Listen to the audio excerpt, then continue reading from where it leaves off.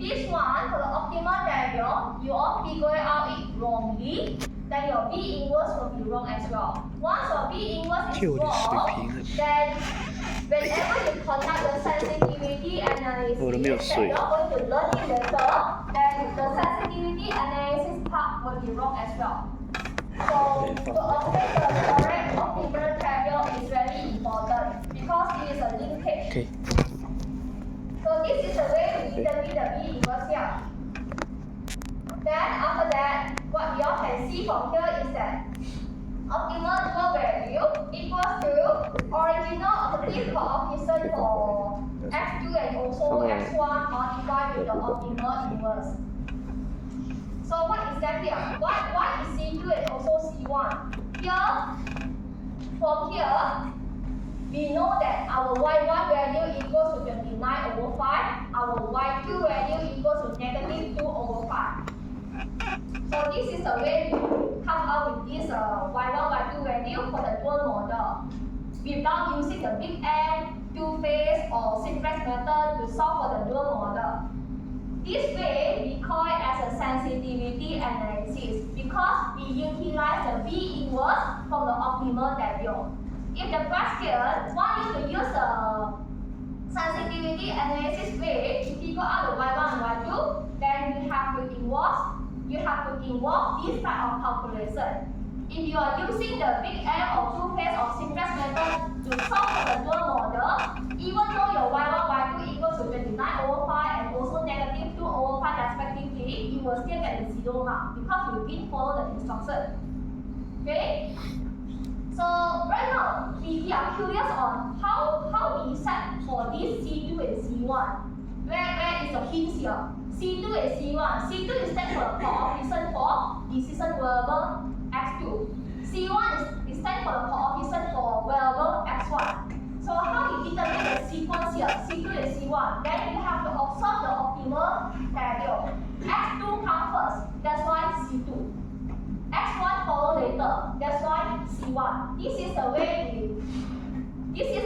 we set the sequence for this C2 and also C1. Can you all get it? Yes. Score, students? Score? Yes or no? Yes, so this is the way we set the sequence for C2 and C1. Coefficient for C2. If you want to know about the coefficient for C2 or x2, we have to see the objective function. So our objective function is this one. This is our objective function. What is the coefficient for x2? x2 here is 12. That's why here we're going to assign a 12 here. This is a 1. x2 is equal to 12. That's why we assign x2 here. That's why this is the way we assign C2 here. From the objective function. So C1, how about C1? Coefficient for x1 is equal to 5. So this is the coefficient for x1 equals to 5. This is a 1. Okay? Then multiply with the B inverse as what I have mentioned to you guys previously.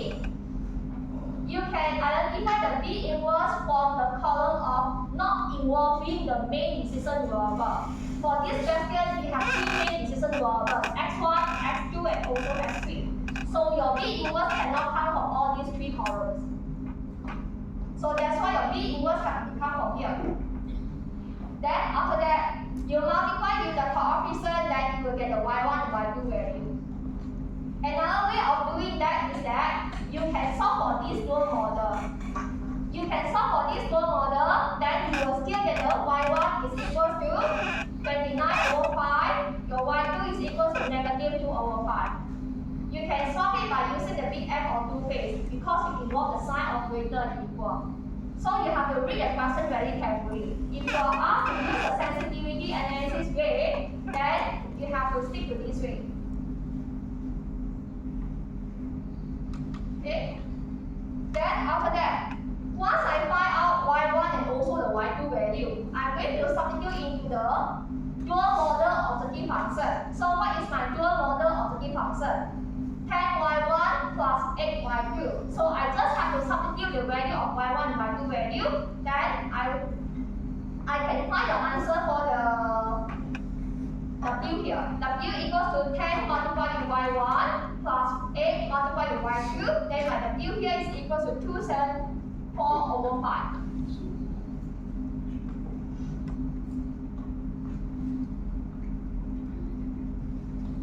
So let me brief you through on how I get all these values.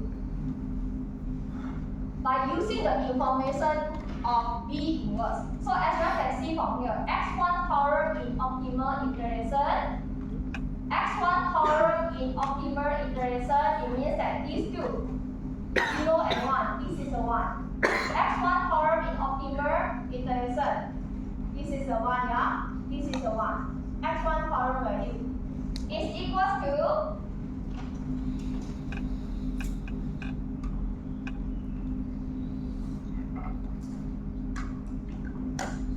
this is the optimal value that we get it from the top.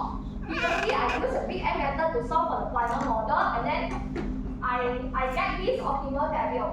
You can scroll up to see for this optimal value. This is the 1. I just cut and paste here only because it's easier for the reference. Okay, I just cut from the top and then paste it here. So right now, what is the meaning for this one? x1 column is optimal iteration. x1 column is set for this one.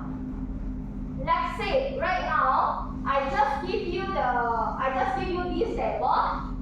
These two values are unknown. I just put A and B. Then I want you to use the B inverse information to figure out this A and B here. That's the meaning.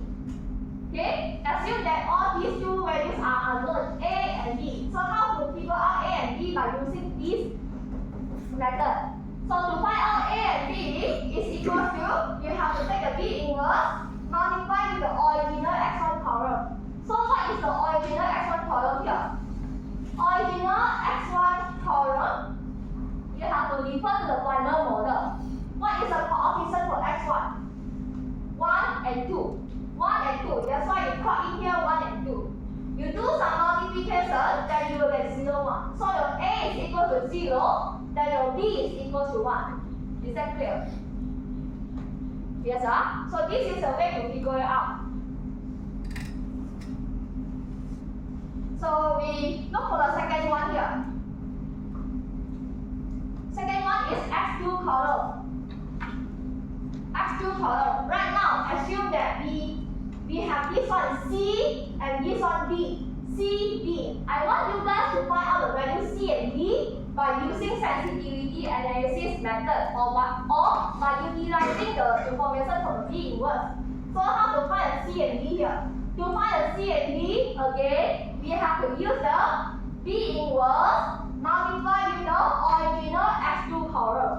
So original x2 column, you have to refer to the original final model. So x2 is here. What is the coefficient for x2? 2 and 1.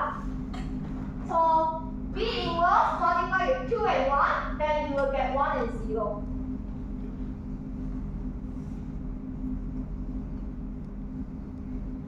Oh, 2 and negative 1, yeah? Let's check and see. Yes, 2 and negative 1. Okay, so this is the way to figure it out.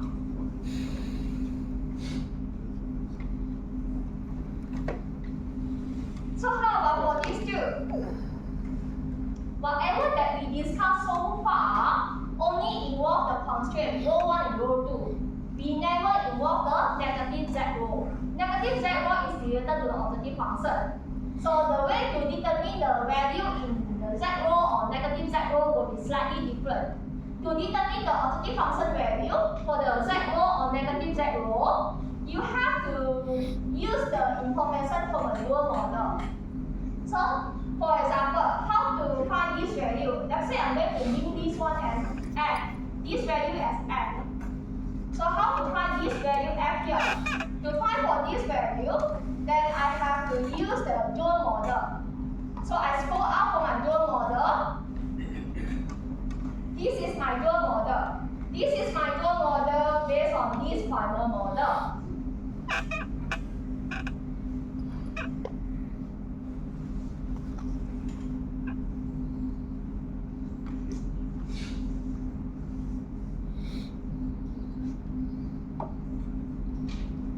here, the first constraint that appears first, I'm going to let it into y1. Second constraint appears as a second, I'm going to let it into y2. Then this one will be y3. I just follow the sequence. Then this one will be y4. Then my y2 equals to URS will be my y5. So right now, I want to figure out the Z row computation for x1. It means this f. I want to find this f value. F value fall under x1 column. Fall under x1 column, then we refer to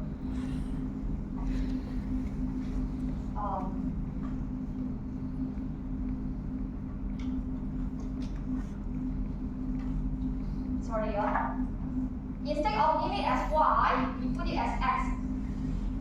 Sorry, please make the changes here. First, the first constraint appears first, we name it as x1, x2, then this one is x3, then this one is x4, then this one will be my x5. So right now I want to find the value of f. Let's assume that this one is f. I want to find this value. The f is fall under x1 column. So we are looking for x1 constraint. x1 constraint is this one. y1 plus 2y2 minus 5. y1 plus 2y2 minus 5. Just now we have figured out what is the y1 and y2 value, right? So you just substitute in, then you will get the answer. y1 plus 2y2 minus 5. Our y1 value here is 29 over 5. y2 value here is negative 2 over 5. So you substitute in, you will get the value of 0 after some calculation.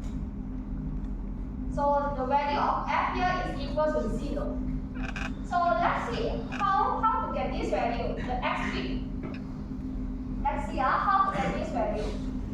You can try it out for this one. How to get this value? Negative 3 over 5. Let's say I'm going to name this one as Q. I name this one as Q. So how to get the value of Q? Q equals to negative 3 over 5. How to get it? Q is fall under x3 column. So we are looking for the x3 dual constraint. This is our x3. x3 dual constraint is this one. y1 plus 3y2 minus 4. So you have to substitute in y1 and y2 value. y1 is equal to 39 over 5, then the y2 equals to negative 2 over 5. Substitute into this constraint, then minus 4, because we're going to bring the 4 to the left hand side. Then see what is the answer that you will get. Give it a try. Your y1 is equal to 29 over 5, then your y2 equals to negative 2 over 5. You want to substitute into this x3 dual constraint. Then minus 4. Check and see. Your answer will be 3 over 5. Am I right? You will get 3 over 5, right? Check and see.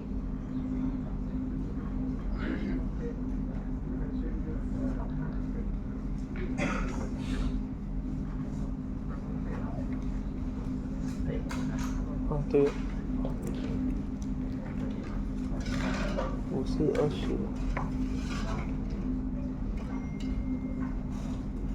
26 26个5等于3个5不是 So once you substitute into the x3 dual constraint, what 等于 is the 3个 answer? 5也要解释，没有也是3个5没有 negative 3 over 5. 没有 negative 但是 3 over 5, right? 哦 Give it a try so that you guys can understand. You can't just visualize it. You have to try it out.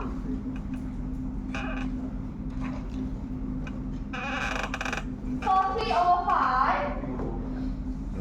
But then here we are using the negative z. So you have to multiply with negative. It becomes negative 3 over 5 here. If you are using the positive z, then we can stick to 3 over 5. So that's the only difference.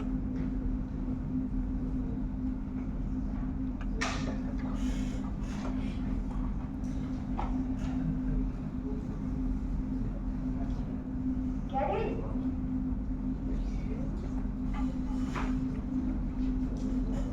Or you guys started to get confused?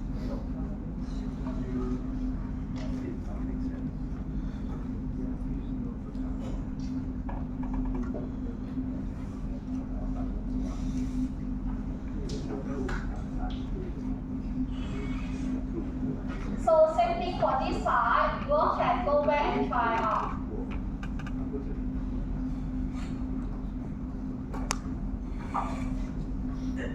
So I'm going to end here.